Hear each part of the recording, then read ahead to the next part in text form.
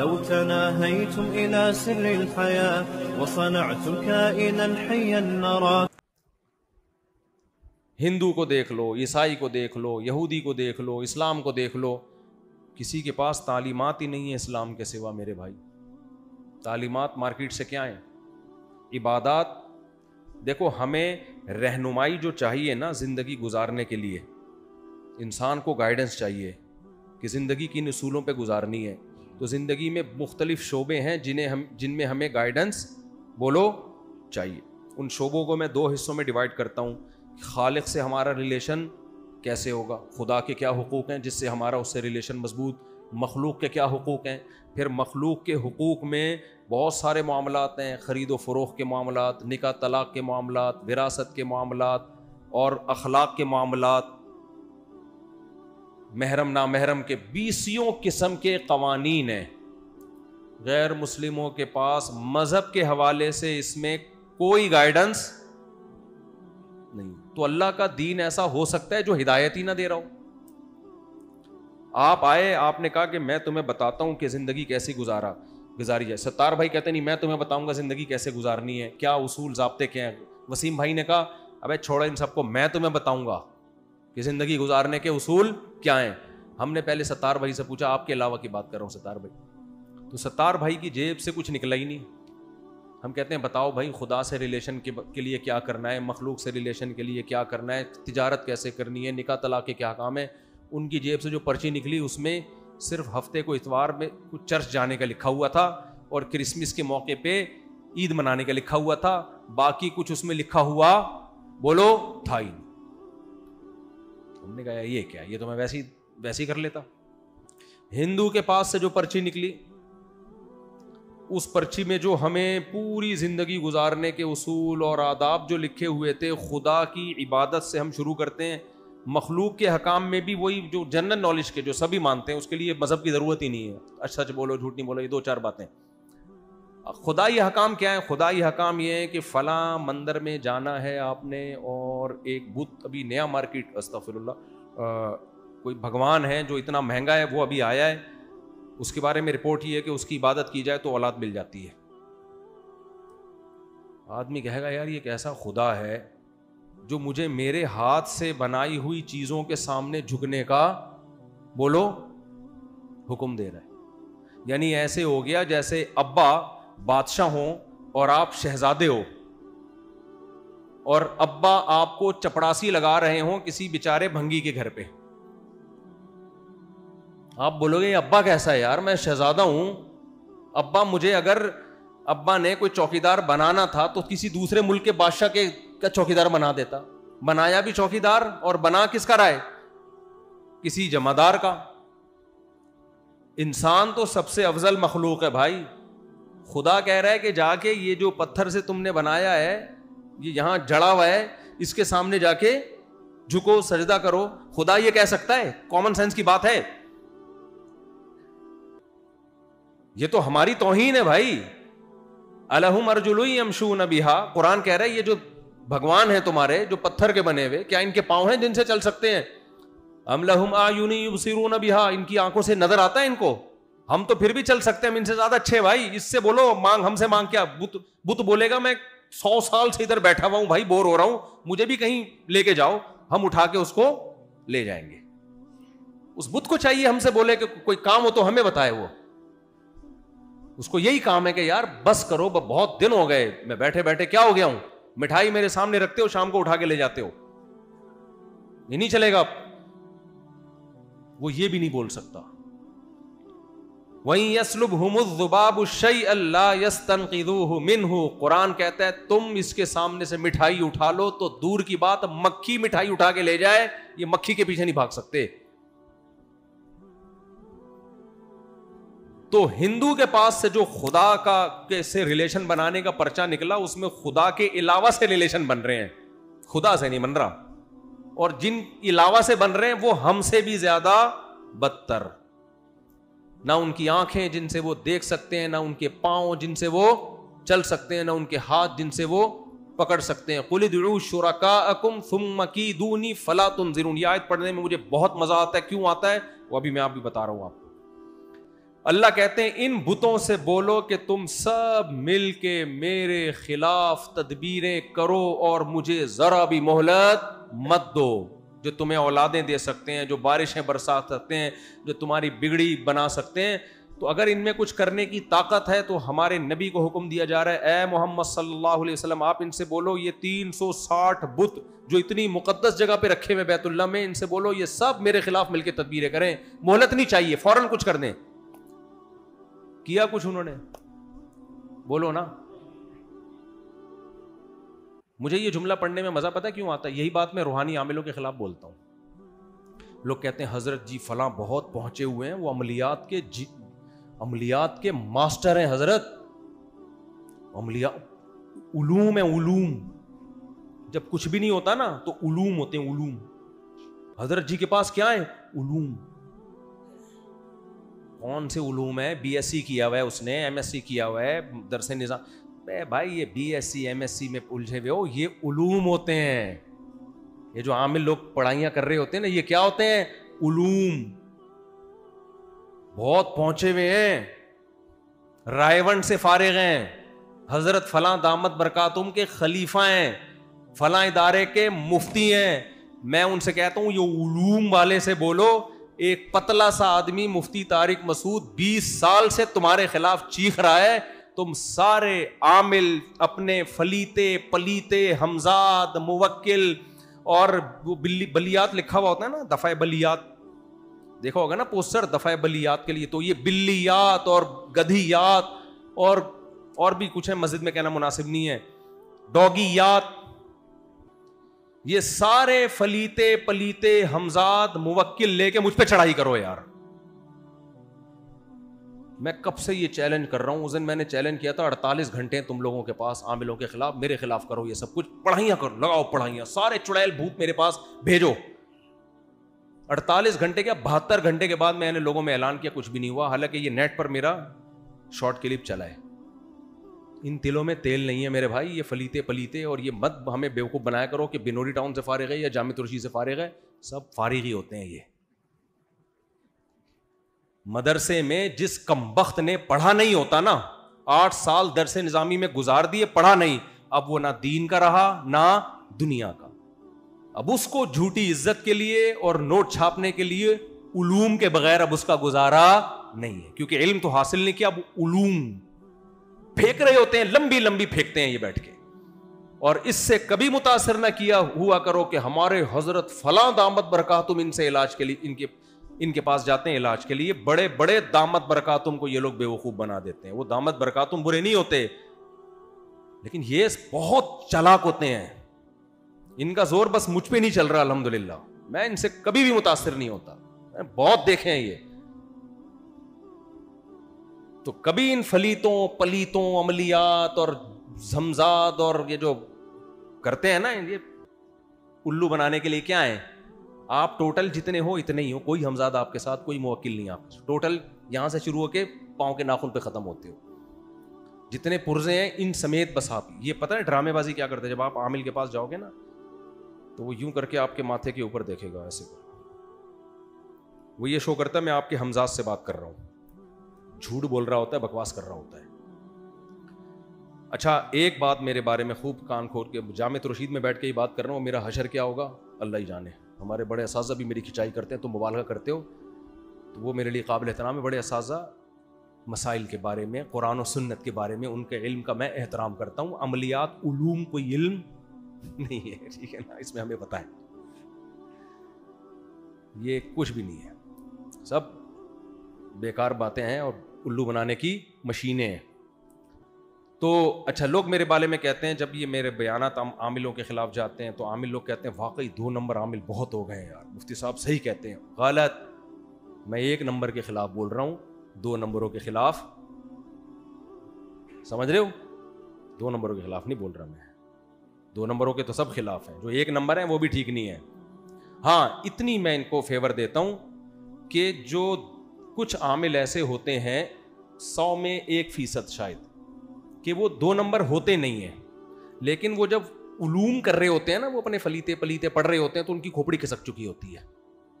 عملیات کر کے نا وظیفے ایک مخصوص مقدار میں کنٹینیو پڑھ کے چلا کاٹ لیا تو اوپر کی سیٹنگ کیا ہو گئی؟ آؤٹ. جب ایک ہی چیز اپنے اوپر مسلط کر لو گے کہ میں جن قابو میں کرنا سیکھ رہا ہوں، اس تصور کے ساتھ جب آپ ایک ہی وظیفے کو پڑھتے رہو گے، انسان کا دماغ بہت پیچیدہ مشین ہے، وہ کھسک جاتا ہے. اس کے بعد جب وہ چلے سے اٹھے گا تو اس کو ہر شخص پہ چڑیل بھی نظر آئے گی، جن بھی نظر آئے گا، بھوت بھی نظر آئے گا، ہمزاد بھی، کیونکہ سوچتا ہی یہی رہا ہے نا. تو وہ واقعی ایک نمبر بزرگ ہوتے ہیں، نیک ہوتے ہیں، لیکن اوپر کی کھوپڑی کیا ہو چکی ہوتی ہے؟ خراب. بزرگ کی بھی کھوپڑی خراب ہو سکتی ہے، اللہ نے کوئی دیکھو بزرگ کا ایکسیڈنٹ ہو، دماغ پہ چوٹ لگے تو خراب ہو سکتی ہے کہ نہیں ہوتی کھوپڑی؟ ہر بیماری ہر بزرگ کو ہو سکتی ہے، یہ تو نیچرل ہے. صرف انبیاء کو اللہ ان بیماریوں سے محفوظ رکھتے ہیں، ایسی خطرناک بیماریوں سے، باقی تو ولی اللہ بھی ہو سکتا ہے. تو اب وہ بزرگ کہیں لگ گئے اس چکر میں تو کھوپڑی کیا ہو گئی؟ بولو، خراب. حضرت مولانا یوسف جہانوی شہید رحمۃ اللہ علیہ کو فالج ہو گیا تھا، کسی نے مشہور کر دیا ان پہ جادو ہے، فلاں عامل سے علاج کروایا. حضرت گئے، ہمارے مفتی رشید صاحب نے بلا کے بہت حضرت کو سمجھایا، آپ پہ کوئی جادو وادو نہیں ہے، آپ اپنی عمر دیکھو، اس عمر میں فالج ہوتا ہے بھائی. اچھا، جس نے ان کا علاج کیا تھا نا، کوئی علاج نہیں کیا تھا، اس نے اپنے کھاتے میں ڈال دیا علاج کیا میں نے، وہ تو میڈیسن لی ہے انہوں نے. اس سے میں ملا، جا کے اس سے میں ملا، تو جب میں اس سے ملا نا، مجھے تھوڑی دیر میں اندازہ ہو گیا اس کی اوپر کی کھوپڑی کیا ہے؟ آؤٹ. اس کی تو اپنی سیٹنگ آؤٹ ہے، یہ دوسروں کی سیٹنگ کیسے ٹھیک؟ تو مجھے اس پہ ایک لطیفہ یاد آیا. ایک آدمی کی آنکھوں میں اعورار تھا، بھینگا پن، اس کو ایک کے دو نظر آتے تھے. کسی خاتون کو شرارت سوجی، اس نے اس خاتون نے اس کو کہہ دیا تمہاری آنکھیں تو فلاں فلم کے ہیرو کی طرح ہیں، بڑی خوبصورت آنکھیں، فلاں فلم کے ہیرو سے ملتی ہیں. اب یہ خوش فہمی میں مبتلا ہو گیا. اس نے کیا کیا، اپنے ایک دوست کو بولا میری آنکھوں میں آنکھیں ڈال کے دیکھ کہ یہ فلاں ہیرو سے ملتی ہیں کہ نہیں ملتی. اس نے کافی دیر دیکھ کے کہا کہ یہ تو آپس میں نہیں ملتی بھائی. یہ تو آپس میں نہیں ملتی. تو جس کی کھوپڑی میرے بھائی میچ ہی نہ کرتی ہو ایک نارمل کھوپڑی سے، وہ دوسروں کی کھوپڑیاں کیسے ٹھیک کرے گا؟ وہ کہاں لوگوں کا علاج کرے گا؟ اس لیے جب میں یاد پڑھتا ہوں نا کہ اے نبی آپ ان سے کہہ دیجئے یہ سارے بت میرے خلاف عمل کریں اور مجھے مہلت بھی نہ دیں، تو یہی دعویٰ میں دوبارہ سے دہرا رہا ہوں، سارے عامل فلیتے پلیتے لے کے رات کو بیٹھ جائیں، جن چڑیل بھوت ہمزات موکل جو بھی تمہارے پاس ہیں سب میرے پاس بھیجو. اچھا، ایک عجیب بات آپ کو بتاؤں، یہ لوگ میرے چیلنج کے بعد بھی کرتے ورتے کچھ نہیں ہے. کیوں؟ ان کو پتا ہے ویسے ہی کچھ نہیں ہونا. کچھ ویسے ہی نہیں ہوتا.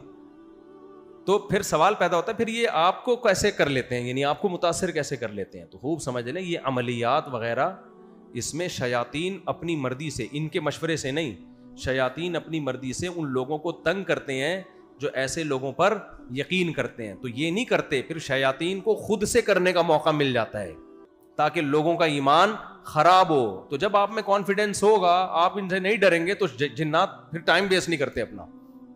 اس میں بہت سارے واقعات ہیں، موقع ملا تو کبھی سناؤں گا، ابھی میں جلدی سے بیان کو سمیٹتا ہوں. تو میں یہ عرض کر رہا تھا، دیکھو بھائی یہ جو ہے اللہ تعالیٰ نے، ہاں ہندو کے پاس سے جو پرچہ نکلا اس میں خدائی تعلیمات میں بھگوان جو 20 قسم کے، یہ اس کا بھگوان، یہ اس کا بھگوان، پھر تھائی لینڈ کے الگ بھگوان، برما کے الگ بھگوان، پھر 50 والے الگ، 100 والے الگ، 200 والے الگ، 5 پہ ایک فری والے الگ، بہت ساری قسموں کے. تو یہ خدائی تعلیمات نہیں ہو سکتی کہ خدا ہمیں اپنے آپ سے ہٹا کے کس کے سامنے جھکا رہا ہو؟ پتھروں کے سامنے. یہ ایسا ہی ہے جیسے وہی میں نے بتایا نا، جیب سے پرچہ نکلا تو تعلیمات کیا تھیں، آپ مان لو گے ان تعلیمات کو؟ تو عیسائیت کے پاس سے کچھ نہیں نکلا، یہودیت کے پاس سے کچھ نہیں نکلا. ایک شخص تھا جس کے پاس پرچہ نکلا، اس میں تھا کہ خدا سے ریلیشن کیسے بنایا جا سکتا ہے. بلکہ وہ سید الانبیاء محمد صلی اللہ علیہ وسلم تھے، ان کے پاس الحمد سے لے کے والناس تک قرآن نکلا، ان کے پاس 5 نمازیں نکلیں، ان کے پاس طہارت کے احکام نکلے کہ نماز سے پہلے ایسے طہارت، غسل کا طریقہ کیا ہے، وضو کا طریقہ کیا ہے، دانت صاف رکھنے کیسے ہیں، اور ایک ایک چیز اپنی باڈی کو مینٹین کرنے سے متعلق، کھانے پینے کی ہدایات سے متعلق. پھر رمضان کے روزے نکلے، حج نکلا، حج کا ایک ایک لمحہ کیسے حج کیا جائے گا، رمی کیسے کی جائے گی، سعی کیسے کی جائے گی، حج کرنا کتنی دفعہ زندگی میں، کس پہ فرض ہوتا ہے کس پہ فرض نہیں ہوتا. پھر زکوٰۃ کتنی زکوٰۃ کس پہ فرض ہے, کس پہ فرض نہیں ہے, کس کو دی جائے گی, کیسے دی جائے گی. پھر اللہ کے حقوق کی ایک طویل فہرست جو فقہ کی کتابوں میں اتنی بھری ہوئی ہے.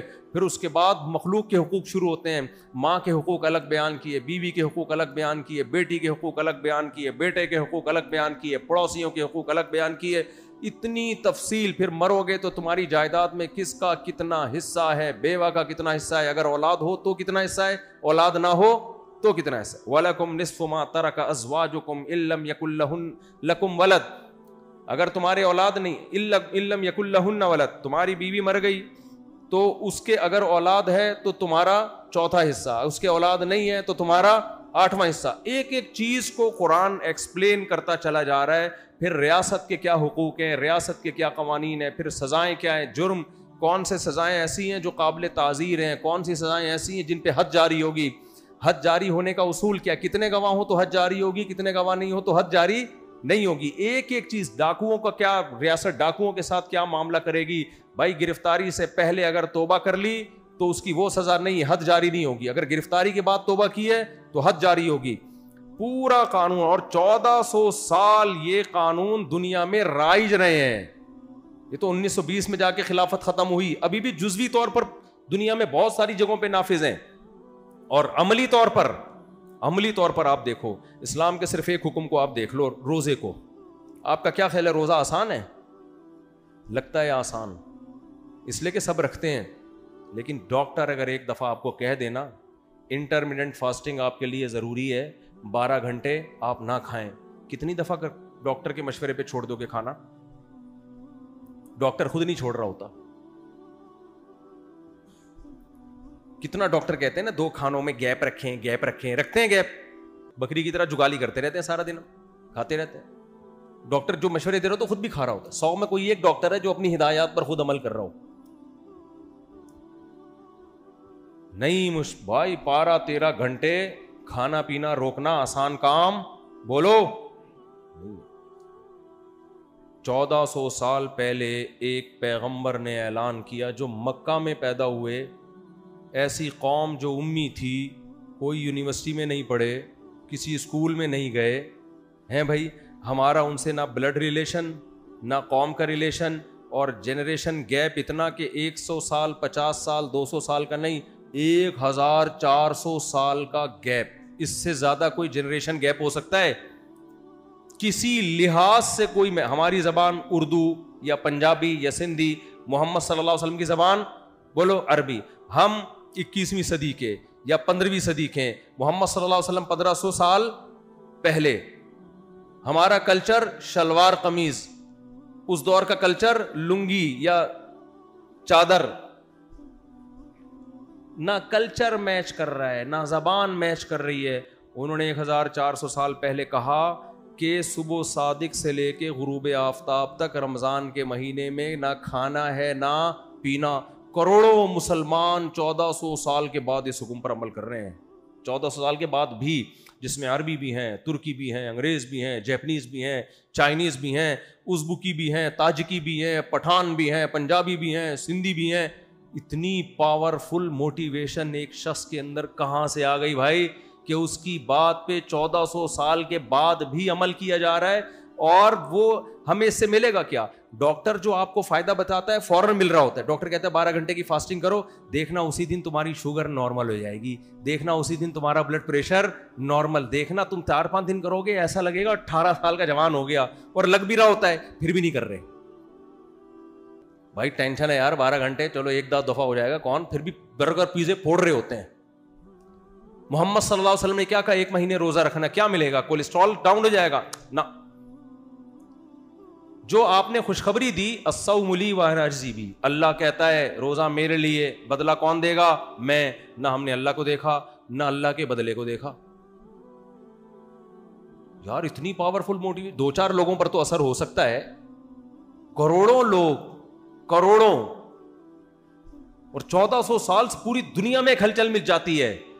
یہ سب اس کی علامت ہے کہ اسلام کے ٹکر کا اللہ نے اسلام کے مقابلے میں کوئی چھوڑا بولو ہے ہی نہیں. کہ تمہارے پاس اگر کسی دین پہ چلنا ہے تو اسلام کے علاوہ کوئی آپشن ہی نہیں ہے. وہی جیسے ایک باریک بندہ اور ایک صحت مند, تو آپ کے پاس اب آپشن ہی نہیں ہے. کہ آپ اس باریک پہ ڈالو کہ اس نے پتھر اٹھایا ہوگا. اتنا آسان کر دیا نا کیس, مقدمہ آسان کر دیا, بھائی یہی ہے, اس کے علاوہ تو کوئی ہو نہیں سکتا. تو اللہ نے بھی اتنا آسان کر دیا اسلام کو کہ سمجھنے کو, کہ ہمارے پاس سیدھے راستے پہ چلنے کے لیے اسلام کے علاوہ کوئی آپشن بولتے کیوں نہیں ہے.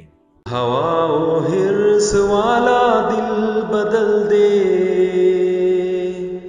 میرا غفلت میں ڈوبا دل بدل دے.